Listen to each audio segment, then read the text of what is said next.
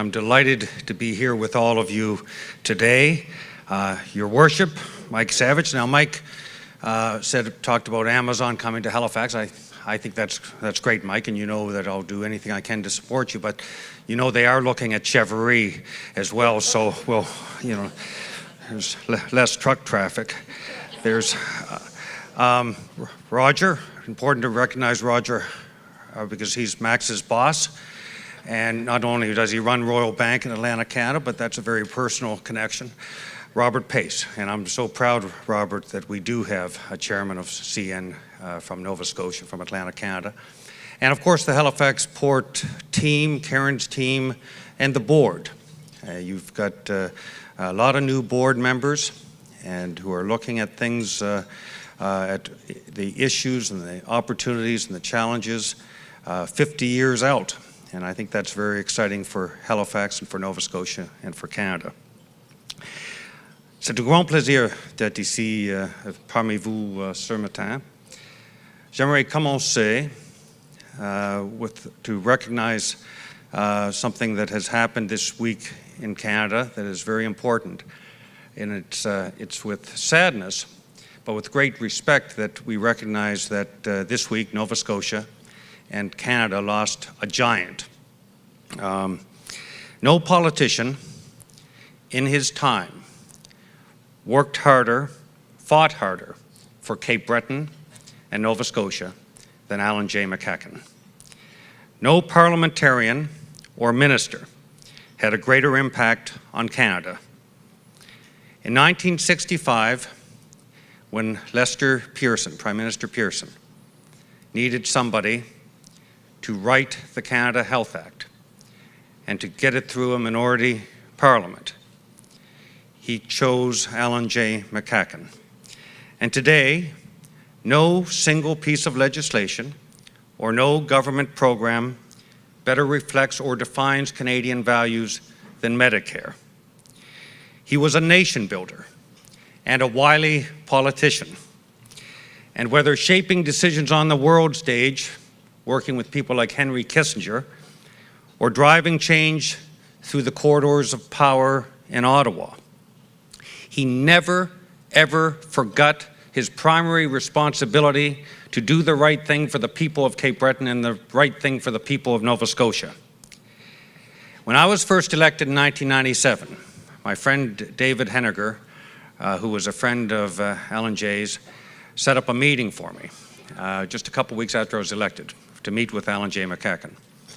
Here I was, a new progressive conservative member of Parliament, meeting with a very experienced former senator and very much not a progressive conservative, Alan J. McEachern. And we had a wonderful meeting. And he gave me some important advice. And this is somebody who had been finance minister, he had been foreign minister, health minister, he'd been minister of basically everything that was important. And he told me, he said that the relationships you make as a member of Parliament in Ottawa may be important, but the most important relationships you will make will be with the people in your constituency. That wisdom helped him win 10 elections. And that advice, I think, has contributed to my ability to win 7 of them in King's hands. So, friends, we mourn a great Nova Scotian and a great Canadian in Alan J. McEachern.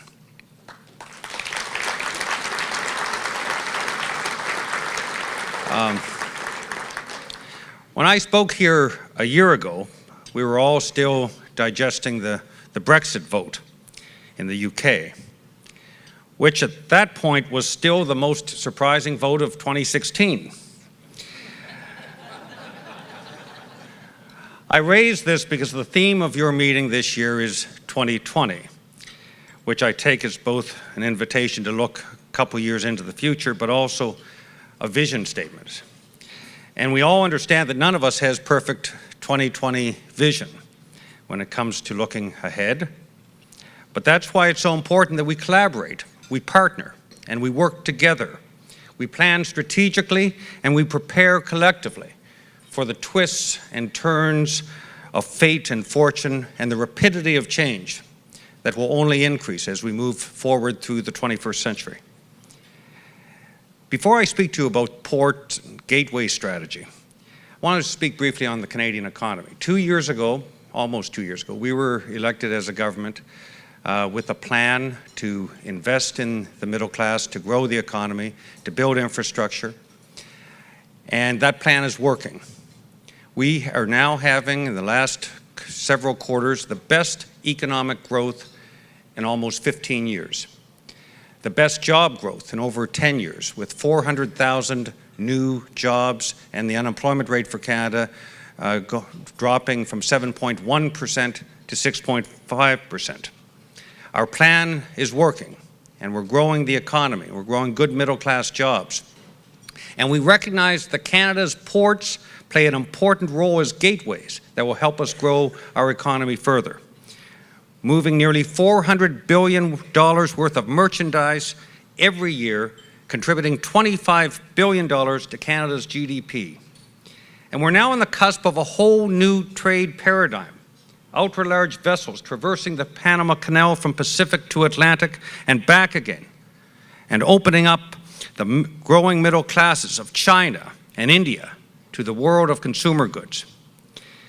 Because if Britain's vote to break up the EU and the US turn to an America First strategy signify anything, it is not the end of international trade.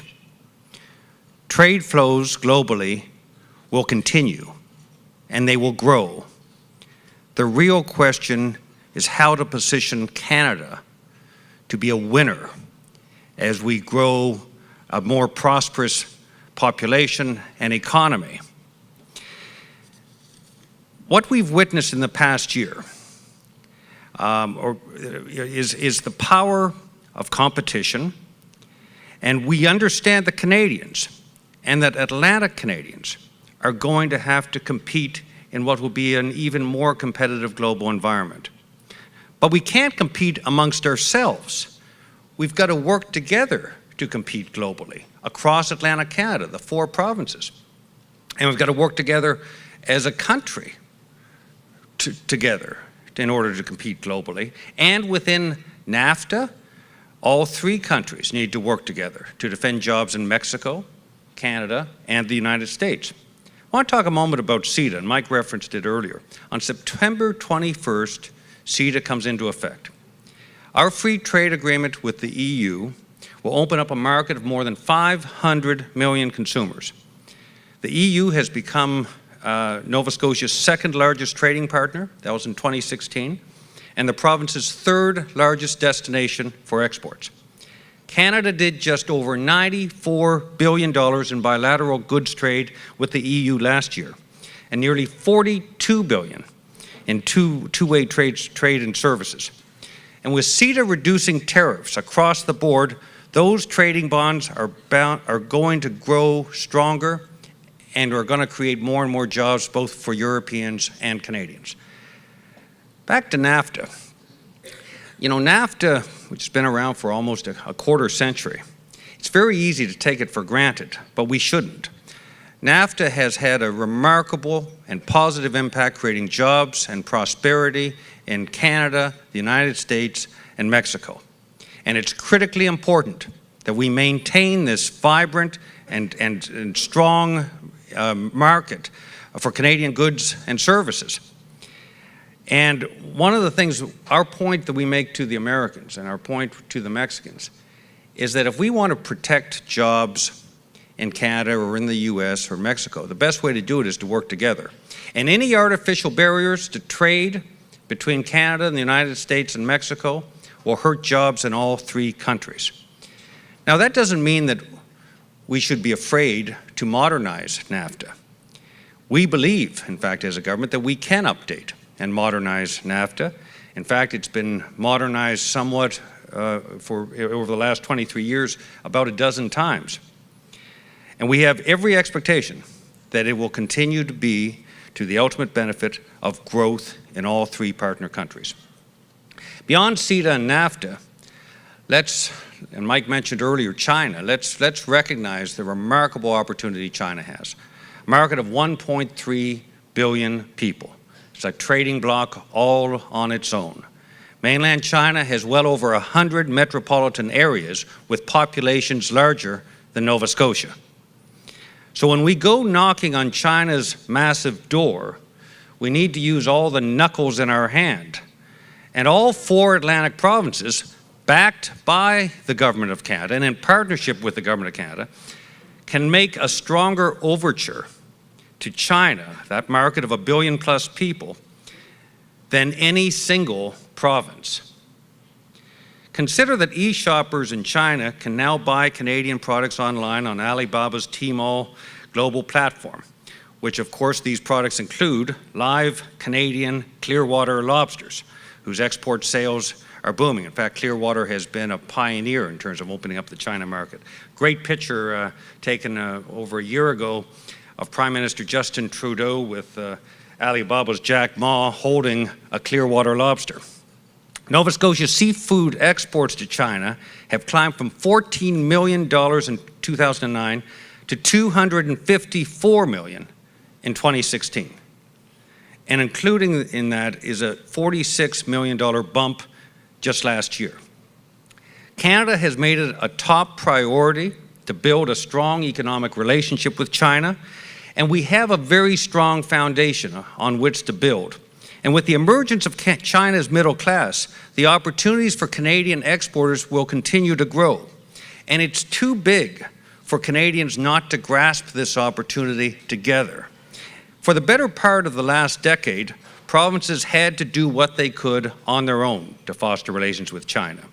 In the absence of a federal government, the last federal government that actually stepped back from the Chinese relationship and viewed federal-provincial cooperation as an annoyance, not an opportunity. Our government and Prime Minister Trudeau believe that big results are more attainable when the federal government is leading the charge with all the provinces together, pushing for the common good of Canadians in every region and opening up markets like China. We need more partnerships, like the Atlantic Trade and Investment Growth Strategy. This historic initiative, the federal government partnering with the 4 Atlantic provinces, is aimed at boosting exports and increasing foreign investment in Atlantic Canada. Collaboration and common purpose is the key. Our federal government and the 4 Atlantic provinces have committed to working hard, hand in hand, to increase the number of exporters in Atlantic Canada, the value of export sales, export markets, and foreign investment in the region.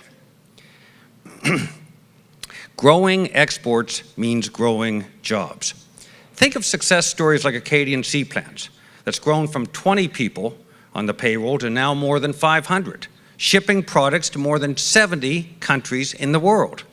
Now, to support this strategy, the federal government and provincial partners are investing $20 million over the next 5 years under the joint Atlantic Trade and Investment Growth Strategy.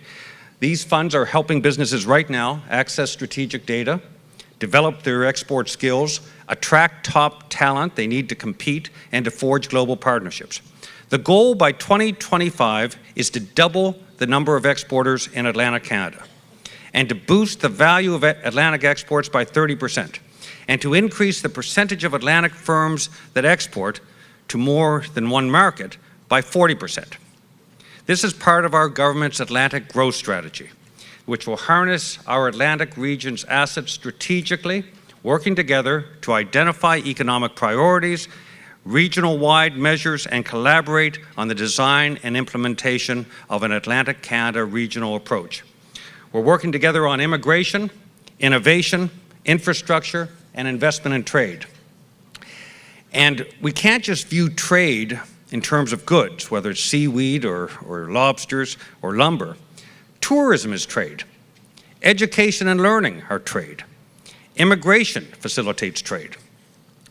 We have high-value visitors from important trading nations exploring our beaches and our historic sites, tasting our wines while dining on local cuisine, maybe checking out our universities. These travels form natural bridges to ongoing commercial trade and investment relationships. And that's why we've earmarked almost $5 million over the next 3 years to market Atlantic Canada as a tourism destination to Germany and China. 2018 is the year of Canada-China tourism. And the Chinese tourist is a very important tourist. They spend more time and they spend more money. They're interested in eco-tourism, experiential tourism, food and wine-based tourism. And I think of probably the best experience when you're talking about the best example of experiential tourism that combines eco-tourism and food and wine are dinners on the ocean floor down in Burncoat Head in Hants County, not far from Treasury, where the Flying Apron restaurant serves 4-course meals. They've been doing it for 3 years, 4-course meals on the floor of the Minas Basin, white linens, gourmet food, paired with local wines and beers, and they're sold out every single summer throughout the summer. And Chinese tourists love it, and they pay $700 a couple for the pleasure. When I was growing up, dinners on the ocean floor in Treasury, we called them a hot dog roast. Wasn't $700 either. But that's the kind of tourism we need, and that's the kind of opportunity and prosperity the Chinese tourists bring. International students represent a huge opportunity to Atlantic Canada. We often think of MBAs and graduate students when we think of foreign students coming to Canadian schools. But last spring, when I was on the stage down at Horton High School in Greenwich, there were 10 international students graduating from Horton High School at that rural Nova Scotian high school. 4 were from China, and their parents had flown from China to go to their graduation. So just think of that. And every one of those 10 are studying now at Canadian universities. Canada and Atlantic Canada, particularly, is perfectly poised to be an international learning mecca. We need to do what Australia has done for a long time, and that is view international students, view post-secondary education as an export industry. The very best export industry in some ways, because it creates natural bridges that last for a lifetime. Last year, when we were talking about growing trade and investment, LearnSphere Canada, supported by ACOA, piloted 2 support programs to help new and existing New Brunswick businesses expand their global markets. Now that pilot helped Bucktooth Bay Industries, a New Brunswick aquaculture supply company, develop a new website, create a digital media strategy, and the results are that in the first quarter of this year, the company exceeded its 2016 sales numbers, and it now expects to triple its export sales this year. And that's why last month, our government expanded the program across Atlantic Canada, a $3 million investment that will allow LearnSphere Canada to offer these programs to businesses across Atlantic Canada. So new and existing exporters from across Atlantic Canada will benefit. The target, and we're on track to help 186 small and medium enterprises over the next 12 months. And then there's the 3-year Atlantic immigration pilot that we've launched as a government. It's helping to attract and retain international graduates, retain skilled workers. We're expanding immigration through the federal stream by 2,000 people plus their families, 2,000 workers plus their families. Uptake since we launched it, introduced it last March, has made a big difference, and we're partnering with employers to attract and retain more immigrants and more workers to Atlantic Canada. The program is about, of course, tackling our demographic challenge we have in this region. Some people call it a democratic tsunami, but a tsunami is something that is unexpected. We've known this is coming for a long time. It's something that, it's not a tsunami, but it's a reality that we've got to tackle it, and we're doing that. Newcomers bring knowledge, know-how, language skills, geographic familiarity with some of the fastest growing markets in the world. Dominic Barton, the chair of our government's Advisory Council on Economic Growth, has talked about this challenge and the opportunity, particularly around food. When you're thinking about feeding the 2.4 billion new middle-class consumers in the world, there is no country better positioned to feed the world than Canada. And there's no part of Canada any better positioned to feed the world than Atlantic Canada. And we have an opportunity to capitalize on our agricultural exports, seafood, aquaculture, and the technological expertise that goes with sustainable aquaculture. And our oceans are absolutely essential to our prosperity, and that is why our government has invested $93 million in the Ocean Frontier Institute.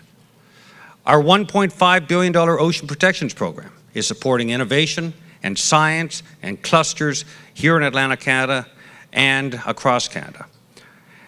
This is another reminder that when we work together, the federal government in partnership with provincial governments, we will create opportunities that will far exceed those of when we're working on our own separately without partnership. We believe very strongly, and our government understands, that sustainable growth over the long term needs a healthy and vibrant middle class. Our investments in infrastructure, building livable communities, looking outward to the world, growing our exports, these are important. They're good for Atlantic Canada. They're good for Canada. I was talking earlier when I was here with Andy Fillmore about what a magnificent day it is in Halifax. And Andy talks all the time in Ottawa about Halifax. He's a proud Haligonian who has contributed to shaping this city as an urban planner. This city is a magnificent city, Your Worship. We are proud of Halifax, and Halifax is as better positioned than almost any place to capitalize on global trade and exports as a gateway to the EU. Clearly, we need to work together to tackle the challenges and seize the opportunities of the 21st century. Your theme is 2020. And I hope you're referring to 2020 vision and not simply to the year 2020. Because as our federal government makes decisions on behalf of Haligonians, Nova Scotians, and Canadians, including how to invest our National Trade Corridor Fund, we will be making those decisions focused not on what is best for the year 2020, but based on what is best for 2050, 2070, and beyond. Let's work together to build a more livable, beautiful Halifax and a more globalist, prosperous Nova Scotia and Canada. Thank you very much.